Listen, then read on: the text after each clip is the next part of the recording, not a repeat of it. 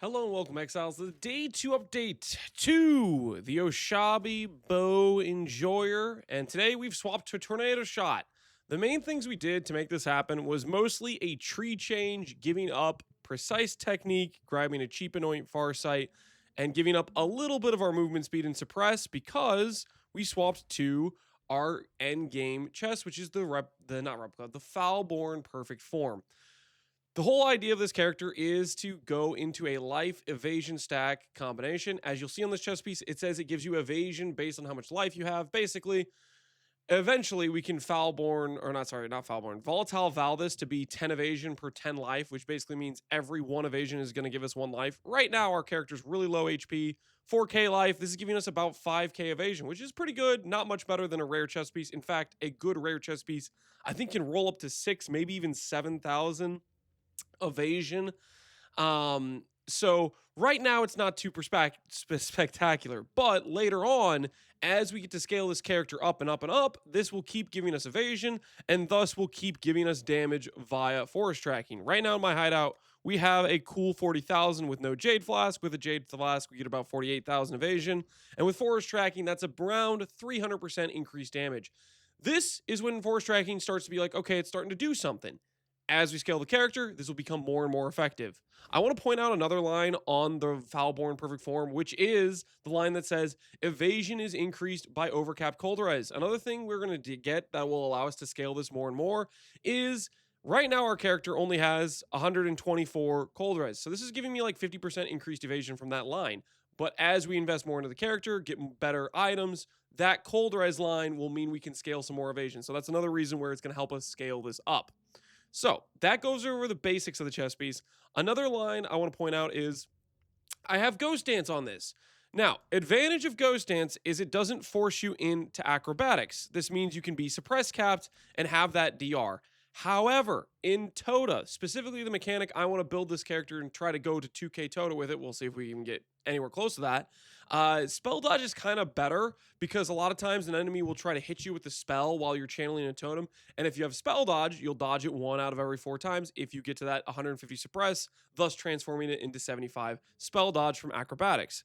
All in all, if you just want to have a character for more, everyday activities, I think the suppress is generally a better mechanic, but spell dodge is pretty strong in its own right, and I don't think the character will feel that much worse or that much better whether you have Ghost Dance or not Ghost Dance. When I bought this, this was just the cheapest Foulborn Perfect Form on the market. It was 3D when I bought this, and the next one was just a one-liner that was 4D. So I just said, you know what? This will be good for now.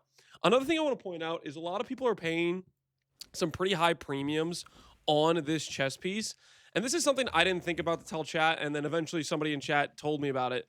And they told me to check out the Flesh of Zesht. This item right here allows you to essentially transform any breach unique to its other version of that breach unique. The example being for Foulborn Perfect Form is transforming the Foulborn Snowblind Grace, and this could maybe save you on some money because Flesh of Zesht is a lot less expensive than the Perfect Form is, for example. Like, I'll just try to show this real quick here. And it's a 50-50. If it's a one mod item, you can either get Ghost Dance or you can get the evasion line. And we'll go ahead and get a Perfect Form up here with the evasion 10 life line. So you'll see these are listed for 60, whereas if we look up like a Snowblind Grace, these are listed for 26 chaos. So do a little bit of math. On average, it should cost you around 2 divines, 3 divines roughly, which is a lot cheaper than paying 6 divines if you want that option available for you. It's a 50-50 between whether or not you get the Ghost Dance Foulborn item as your outcome of Flesh of Zest or the other outcome. So that's kind of what you're gambling on. You're paying 26 chaos plus 100 Steam Flesh of Zest, and you're paying that twice on average. Ultimately, you can just pay 60 for the Foulborn Perfect Form. That's kind of up to you if you want to spend that. But that is what's going on there. Another thing I want to point out for this character is all of our rares right now are just kind of some generic life, flat damage rares. This is just a starting point where we are elemental based. We are going to be working towards replica Alberons with a Widow Hail, with a strength and life quiver, stuff like that. But this is just a good place to start out with, and it works at this point. And I'm going to go ahead and show you what it looks like doing Tota, because it is Tota League, and quite frankly, I haven't done any mapping. I did a little bit to get my initial Brine King Pantheon for the freeze immunity and the mitigation against stun and the chill reduction, and I have Ralakesh for bleed, of course. But I haven't really done much mapping. I did some heist initially with my character when I was like really weak gearing and just run through. I'm a really fast character. Heist was pretty decent currency. And then I decided, you know what, I'm going to try to do some Tota because we want to work our way towards getting Ramako Makanga tattoos. These are the tattoos that give +1 proj. I mentioned it in one of my earlier videos about this character. We're going to build our way towards getting up to 6 proj from the Warrior's Tail in this location. You can get a +1 proj tattoo here, here, and here, all within range of this jewel socket. So that's what we're going to work towards. So ultimately, I'm going to start trying to push rank. Now, I'm not particularly high ranking yet. I'm level 239. This is effectively a little bit harder than a T16, but it's a starting point where we can start pushing rank. And I want to take note of, if you're trying to get the Ramako Makanga tattoo, which is going to be one of the most valuable tattoos of the entire league, that is from the Ramako tribe. The key being is you never want to fight Ramako or Ahuana early because they don't offer the Makanga tattoos until it's one of the final rounds. So ideally, you always avoid fighting Ramako, or if you get her to the final round, you can intentionally throw around to try to re-roll the ward to get the tattoo. That's kind of what I'm doing in terms of priority because that's the thing I want to farm for.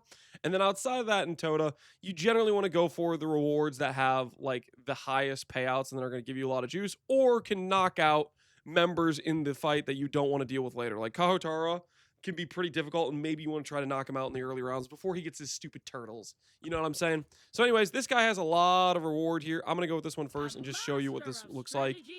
I always prioritize the flank position, so you have people going to destroy the other totems. And right now, I'm just trying to kill the enemies on screen. Eventually, we'll get to the point where the scaling is so hard that we can't like go around and just kill the enemies easily type of thing.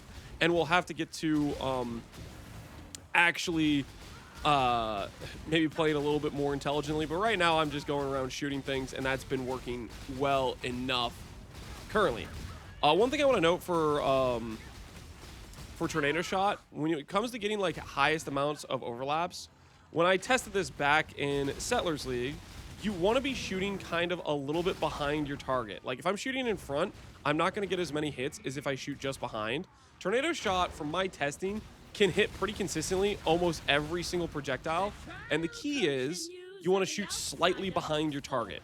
Now, right now, our character isn't particularly strong in terms of projectile scaling. We have +1 here, +1 here, and then I'm using GMP. This is not ideal. This is a very scuffed setup for Tornado Shot. It's working as is to start with, but the goal is we want to get towards those Ramako tattoos and eventually a Widow Hail +1 quiver, and we're going to have almost 10, 11, or 12 additional projectiles without even considering a GMP, and then we can take out GMP and put on a damage link. The difference between that and what we're doing right now is going to be like 3 or 4 times the damage with just the plus Parage tattoos and stuff like that, and getting a damage support instead of not a damage support. So hopefully I'm explaining the character decently well. That's kind of the thought process of what's going on.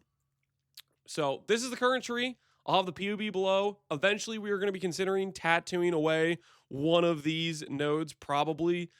I'm thinking about it. I'm in between decisions on whether or not late game of this character should be doing a Shrine Belt or doing a Mage Blood, and whether or not we want to go for, like, let's say a charge stack angle, stealing Masterful Form, or go like a Undeniable route with the Juggernaut node. I'm leaning towards Undeniable. That's just so much attack speed. Right now, our biggest weakness on this character is our attack speed's not very fast. We shoot 2.5 times a second or something like that. Going Undeniable could be an insane amount of just feels good speed on our attack speed. So that's kind of maybe what I'm leaning towards. But for right now, this character is good enough to do some T16s, most of the generic regular bosses. And that's our day 2 update.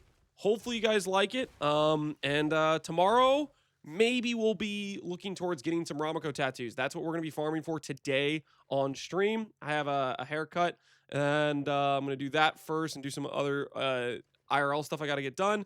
And then after that, we'll be streaming live today on Twitch. So thanks for watching. Hopefully you guys enjoy this update to the Oshabi character, and I will see you guys in the next one. Take care, guys. Take care.